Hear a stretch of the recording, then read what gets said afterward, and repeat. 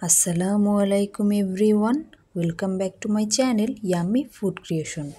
আজকে আমি তৈরি করে দেখাবো ডিমের ঝাল কোরমা। তো চলুন ভিডিওটি শুরু করা যাক। প্রথমেই আমি একটা বাটিতে ডিম নিয়ে তাতে হলুদ মাখিয়ে নেব।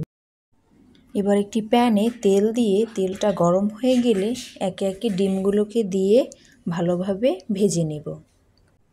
ডিমটা ভেজে নেওয়া হয়ে গেলে এবার একটা বাটিতে উঠিয়ে নেব।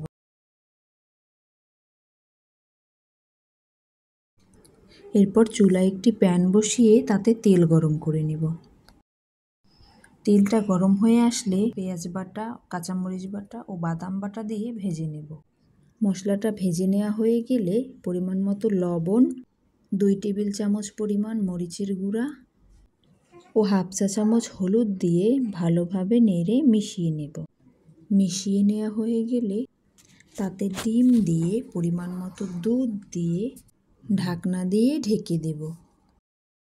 ব্যাস, রান্না শেষ। এবার একটা বাটিতে নামিয়ে নিলেই তৈরি ডিমের ঝাল কোরমা। এরকম নতুন নতুন ভিডিও পেতে অবশ্যই ইয়াম্মি ফুড ক্রিয়েশন চ্যানেলটি সাবস্ক্রাইব করুন।